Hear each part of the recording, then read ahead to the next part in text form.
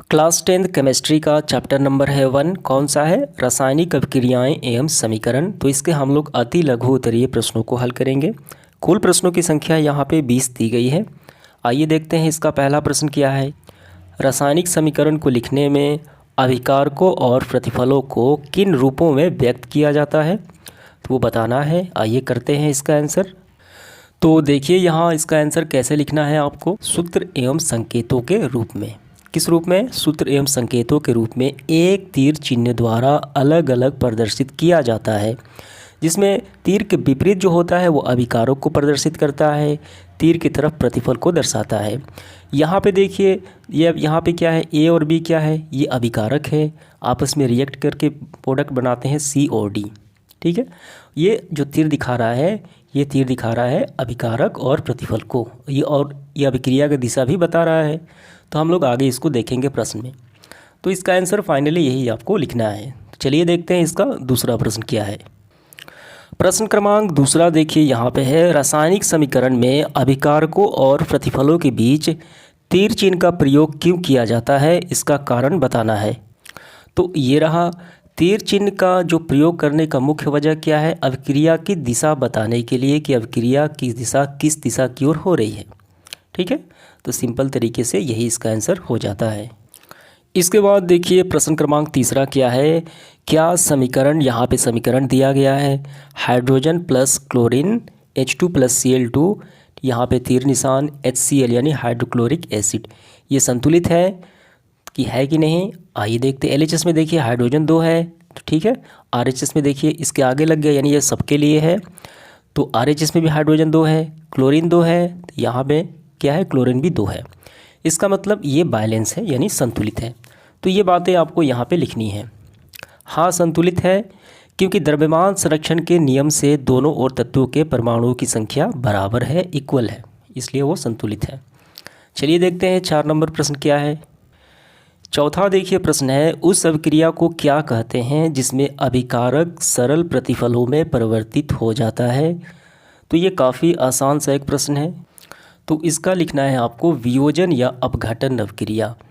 इसमें कोई जटिल कार्बनिक यौगिक सरल खंडों में यानी आसान छोटे छोटे खंडों में परिवर्तित हो जाता है। पांचवा देखिए क्या प्रश्न है, उस अभिक्रिया का नाम बताएं जिनमें 2 या अधिक अभिकारक परस्पर संयोग करके एक प्रतिफल बनाते हैं। तो आप बताइए ये कौन सी अभिक्रिया कहलाती है। तो ये रहा, इसे कहा जाता है संयोजन या संश्लेषण अभिक्रियाएं। तो आपको लिखना है संयोजन अभिक्रिया। इसमें क्या होता है, इसमें 2 या 2 से अधिक पदार्थ, तत्व या यौगिक होते हैं, परस्पर संयोग करके एक नए पदार्थ का निर्माण करते हैं, जिनका गुण पहले वाले पदार्थ से गुणों से बिल्कुल डिफरेंट होता है। तो आपको सिर्फ अभिक्रिया का नाम ही लिखना है, आपको लिखना है संयोजन अभिक्रिया। अगला प्रश्न देखिए हमारा क्या है 6 नंबर, किस प्रकार की अभिक्रिया में अभिकारक यानी रिएक्ट अपने मूलकों का विनिमय करते हैं, एक्सचेंज करते हैं और उससे एक नए यौगिक का निर्माण करते हैं। तो ऐसी अभिक्रिया कहलाती है उभय विस्थापन अभिक्रिया। चलिए देख लेते हैं इसको। यहाँ पे देखिए उभय विस्थापन अभिक्रिया 2 यौगिक अपने आयनों का विनिमय एक्सचेंज करके आदान प्रदान करके 2 नए यौगिक का निर्माण करते हैं। यहाँ पे देखिए अभिकारक में XY और AB है, और ये क्या करते हैं, अपने आयनों का आदान प्रदान करते हैं। ये पहले वाला लास्ट वाले के साथ, X और B एक साथ, और ये लास्ट वाला ये पहले वाले के साथ। तो इस तरीके से एक नए यौगिक का निर्माण करते हैं ये 2। समझ में आ गया। तो आपको बस नाम ही लिखना है उभय विस्थापन अभिक्रियाएँ। 7वां प्रश्न देखिए क्या है, उभय विस्थापन अभिक्रिया का एक उदाहरण सिर्फ समीकरण के रूप में लिखिए। तो अभी हमने देखा ये उभय विस्थापन अभिक्रिया थी, तो इसका बस एक सिंपल तरीके से एक अभिक्रिया का उदाहरण तो सिर्फ देना है। तो चलिए करते हैं इसको। तो आपको करना है बस जो है, ये कौन सा है, देखिए ये उभय विस्थापन अभिक्रिया का समीकरण है। तो आसान वाला कौन सा है, ये वाला।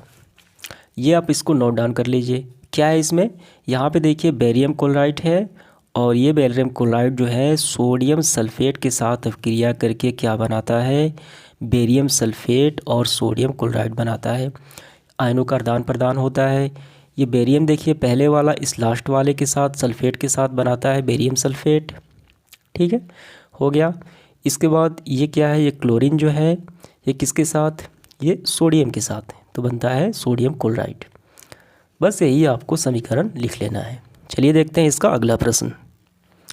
अगला प्रश्न देखिए क्या है हमारा 8वां, क्या कॉपर जो है आयरन से अधिक क्रियाशील है? देखिए बिल्कुल गलत है। कॉपर जो है आयरन से क्रियाशील नहीं है। सबसे ज़्यादा क्रियाशील होती है आयरन यानी लोहा, जो स्वतंत्र रूप से वायु में खुला छोड़ देने पर इसमें ज़्यादा क्रिया होती है, इसलिए जंग भी लग जाता है। ठीक है, तो आपको इसका आंसर कैसे लिखना है?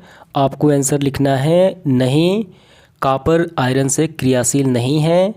का जो आयरन जो है वो अधिक क्रियाशील है कॉपर से, ये बात पूरा आपको लिखना है यहाँ पे।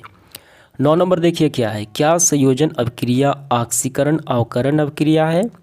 तो ये बिल्कुल सही बात है, संयोजन अभिक्रिया ऑक्सीकरण अवकरण अभिक्रिया भी हो सकती है। तो आइए इसका हम एक ऐसी स्थिति का हम एक एग्जाम्पल भी ले लेते हैं।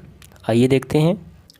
तो यहाँ पे देखिए, यहाँ पे क्या है, आयरन है और यहाँ पे सल्फ़र, ये दोनों मिलते हैं क्या बनाते हैं? ये बनाते हैं FeS यानी आयरन सल्फाइड।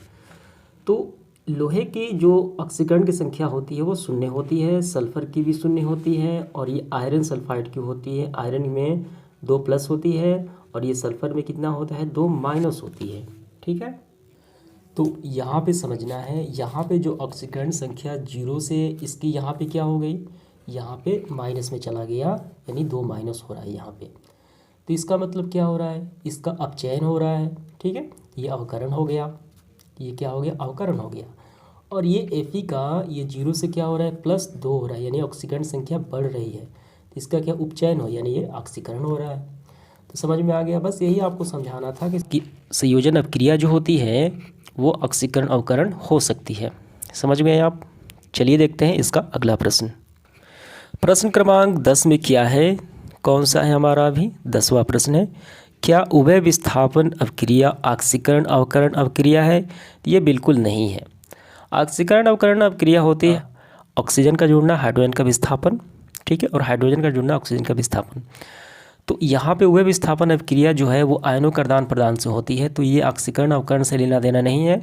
तो ये क्या होगा, आपको लिखना है उभय विस्थापन अभिक्रिया ऑक्सीकरण अवकरण अभिक्रिया नहीं होती है। 11 नंबर देखिए क्या है, हमारे शरीर में भोजन का पचना किस प्रकार की अभिक्रिया है? तो ये काफ़ी आसान अब जो प्रश्न है, इसका आंसर होगा अपघटन अभिक्रिया है। क्योंकि भोजन के अणु जो होते हैं, जटिल यौगिक जो होते हैं, छोटे छोटे खंडों में विभाजित हो जाते हैं, तभी तो भोजन का पाचन होता है। तो कौन सी अभिक्रिया है? अपघटन अभिक्रिया कहलाती है। इसके बाद देखिए 12 नंबर, प्रकाश रासायनिक अभिक्रिया के 2 उदाहरण दें। इसका मतलब ऐसी रासायनिक अभिक्रिया जिसे होने के लिए प्रकाश का होना आवश्यक है। ठीक है, तो उसका हमें उदाहरण देना है। चाहे तो आप देखिए इसमें 2 प्रकार की होती है, एक लाइट के साथ अगर अंधेरे में की जाए तो कोई अभिक्रिया नहीं होगी, और एक लाइट में की जाए तो वो अभिक्रिया होगी। तो आप कोई भी इसका उदाहरण दे सकते हैं। आइए इसका आंसर करते हैं। तो यहाँ पे 3 प्रकार के एग्जाम्पल हैं। पहला एग्जाम्पल देखिए, हाइड्रोजन और क्लोरीन की अभिक्रिया अंधेरे में की जाए तो कुछ भी अभिक्रिया नहीं होती है। आप चाहे तो इसको भी लिख सकते हैं, या आप चाहे सबसे बेहतर होगा आप यही लिख लीजिए, प्रकाश संश्लेषण की अभिक्रिया। ठीक है, कार्बन डाइऑक्साइड, जल और सूर्य का प्रकाश तो बनता है ग्लूकोज, एक्विड यानी जलीय विलयन के रूप में, और ये ऑक्सीजन जो हम सांस लेते हैं। तो ये प्रकाश संश्लेषण की अभिक्रिया हो गई। और दूसरा आपको ये लिखना है, सिल्वर क्लोराइड प्रकाश की उपस्थिति में अपघटित होकर सिल्वर और क्लोरीन में टूट जाता है। ठीक है, ये काफ़ी बेस्ट रहेगा एग्जाम्पल। तो चलिए देखते हैं इसका अगला प्रश्न क्या है। प्रश्न क्रमांक कौन सा है? प्रश्न क्रमांक है 13 नंबर में है, दुर्गंध युक्त खाद्य पदार्थ वो क्या है, ये बताना है। तो सीधे आपको अगर कहें तो दुर्गंध युक्त खाद्य पदार्थ जो है वो विकृत गंधिता कहलाती है। तो ये आपको पूरा लिख लेना है। भोजन के अप्रिय होना यानी दुर्गंध युक्त खाद्य पदार्थ, भोजन में उपस्थित वसा और तेल की काफ़ी समय पश्चात वायु में ऑक्सीजन द्वारा ऑक्सीकृत हो जाते हैं। ठीक है, इससे उनसे गंध एवं स्वाद अप्रिय हो जाते हैं, यानी दुर्गंध युक्त खाद्य पदार्थ वो परिवर्तित हो जाते हैं।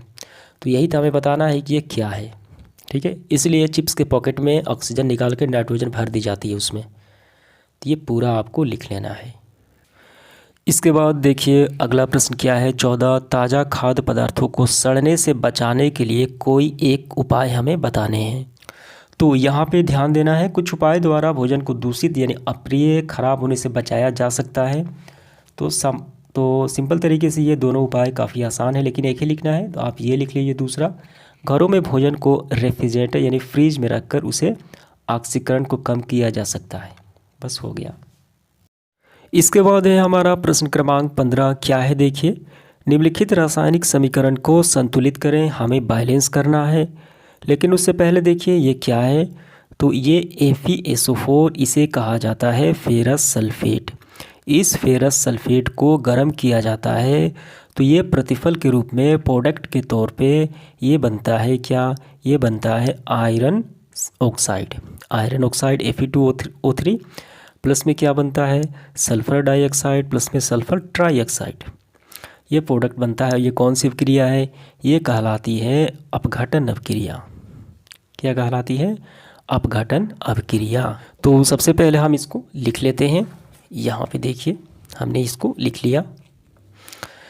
तो यहाँ पे आपको ध्यान देना है FeSO4, तो यहाँ पे फेरस सल्फेट में, तो यहाँ पे फेरस सल्फेट में आयरन जो है यानी लोहा कितना है LHS में, यहाँ पे 1 है, लेकिन यहाँ पे क्या है 2 है। तो इसे हमें क्या बनाना होगा, 2 बनाना होगा।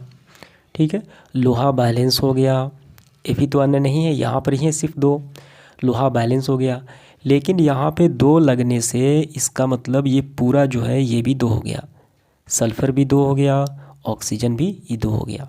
ऑक्सीजन हालांकि ये हो गया 4 दूनी 8, ऑक्सीजन 8 हो गया क्योंकि यहाँ पे 4 है तो गुणा होगा।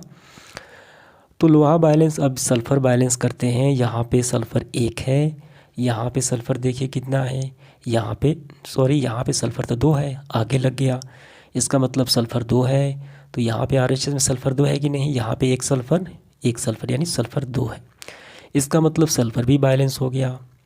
इसके बाद ऑक्सीजन देखिए, 4 दूनी 8 ऑक्सीजन, ऑक्सीजन 8 है LHS। तो यहाँ पे देखिए काउंट करते हैं, 3 ऑक्सीजन 6 ऑक्सीजन। और यहाँ पे क्या है, यहाँ पे यहाँ पे 2 है, यहाँ पे 2 होगा क्योंकि सल्फ़र डाइऑक्साइड यहाँ पे दिया गया है। ऑक्सीजन 3 2 5 और 3 8, और यहाँ पे 4 दूनी 8, यानी ऑक्सीजन भी बैलेंस। इस तरीके से ये पूरा इक्वेशन बैलेंस हो चुका है। समझ में आ गया, बस आपको यहाँ पे 2 लगा देना है। तो चलिए देखते हैं इसका अगला प्रश्न क्या है। प्रश्न क्रमांक 16, एक ऐसी अभिक्रिया का उदाहरण दें जिनमें 2 यौगिक परस्पर संयोग करके एक एकल यौगिक बनाते हैं। कौन सी अभिक्रिया है ये, तो ये अभिक्रिया कहलाती है संयोजन अभिक्रिया। देखिए संयोजन अभिक्रिया जो होता है, ये 2 तत्वों के बीच संयोजन अभिक्रिया भी हो सकती है, या आप देखिए एक तत्व या एक यौगिक के बीच हो सकती है। और हमें इस प्रश्न में पूछा जा रहा है 2 यौगिकों के मध्य, यानी 2 या 2 से अधिक यौगिकों के बीच भी संयोजन अभिक्रिया हो सकती है। तो इसका फाइनली आपको आंसर लिखना है, ये संयोजन अभिक्रिया कहलाती है। इसके बाद देखिए 17 नंबर प्रश्न क्या है, समीकरण यहाँ पे देखिए क्या है, सोडियम हाइड्रोक्साइड प्लस में HCl हाइड्रोक्लोरिक एसिड मिलकर क्या बनाते हैं, नमक और जल बनाते हैं। तो ये कौन सी अभिक्रिया है, उदासीनीकरण अभिक्रिया है। अम्ल और भस्म मिलकर बनाते हैं लवण और जल, ये सही बात है। लेकिन ये उदासीनीकरण अभिक्रिया को एक अन्य नाम से भी कह सकते हैं, जी बिल्कुल कह सकते हैं। कौन सा, उभय विस्थापन अभिक्रिया। ये क्या होती है, इसमें जो यौगिक जो है अपने आयनों का आदान प्रदान करके नए यौगिक 2 यौगिक का निर्माण करते हैं। तो यहाँ पे देखिए सोडियम जो है ये पहले वाला लास्ट वाले के साथ क्लोरीन के साथ बन गया सोडियम क्लोराइड यानी नमक। तो ये हो गया, तो कितना बचा, OH बचा। तो ये लास्ट वाला इस पहले वाले के साथ, यहाँ H और यहाँ H, 2H हो गया, और ये सिंगल O हाइड्रोजन। तो आयनों का आदान प्रदान हो गया, तो ये उभय विस्थापन अभिक्रिया कहलाती है। तो आपको लिखना है, इसे कहा जाता है उभय विस्थापन अभिक्रिया। समझ गए आप। इसके बाद देखिए अगला प्रश्न क्या है, 18 नंबर प्रश्न काफ़ी आसान है। अभिक्रिया हाइड्रोजन और फ्लोरीन ये मिलके बनाते हैं HF और HOF। तो यहाँ पे हमें कौन सा पदार्थ ऑक्सीकारक है, तो ऑक्सीकारक का मतलब क्या होता है, तो सबसे पहले आप समझिए ऑक्सीजन का संयोग कहलाता है उपचयन। ऑक्सीजन का संयोग उपचयन कहलाता है, ठीक है। तो ये क्या हो गया, अवकरण हो गया। और ऑक्सीजन का हटना कहलाता है वो अपचयन कहलाता है। तो यहाँ पे LHS में देखिए ये जल के साथ हाइड्रोजन जो है, ये जल के साथ H2O, तो यहाँ पे क्या हुआ है, ऑक्सीजन हट रहा है, ठीक है। H2O है लेकिन यहाँ पे हाइड्रोजन, यहाँ पे ऑक्सीजन हट रहा है, ह्रास हो रहा है, तो ये अपचयन होगा। इसका मतलब ऑक्सीकरण है, यानी ये हाइड्रोजन का जो यहाँ पे अक्सीकारक कौन है, तो आपको लिखना है अक्सीकारक हाइड्रोजन है, क्योंकि हाइड्रोजन से ऑक्सीजन हट रहा है। आपको लिखना है हाइड्रोजन अक्सीकारक है। 19 नंबर देखिए, जस्ता के साथ तेनो हाइड्रोक्लोरिक अम्ल की अभिक्रिया होने पर हाइड्रोजन गैस मुक्त होती है, परंतु कॉपर यानी तांबे के साथ ये अभिक्रिया नहीं होती, क्यों? तो ये काफ़ी आसान है इसे समझना। तो जस्ता जो है, ये जो है जस्ता वो हाइड्रोक्लोरिक एसिड में अभिक्रिया करता है, क्योंकि जस्ता जो काफ़ी क्रियाशील धातु कहलाता है। तो यहाँ पे समझिए कि एनसीईआरटी बुक में जो एग्जाम्पल है आपका, यहाँ पे एक प्रणाली में जिंक का जो विलयन लेते हैं हम, विलयन में एक पात्र में जिंक का दानेदार टुकड़ा के साथ हाइड्रोक्लोरिक अम्ल या सल्फ्यूरिक अम्ल डालते हैं, कोई भी अम्ल डालें आप।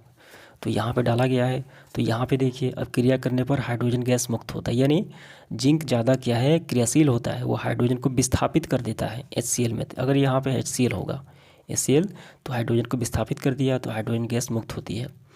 लेकिन जो जस्ता है, लेकिन जो कॉपर है, कॉपर जो है वो ना तो हाइड्रोजन को विस्थापित करता है और ना ही जस्ते को विस्थापित करता है। इसका मुख्य कारण है कॉपर कम क्रियाशील धातु है। तो इसका आंसर कैसे लिखना है आपको, इसका आंसर आपको इस प्रकार लिखना है। तो इसका आंसर करना है, क्योंकि तांबा जो है कॉपर, हाइड्रोजन एवं जस्ता दोनों से कम क्रियाशील धातु है।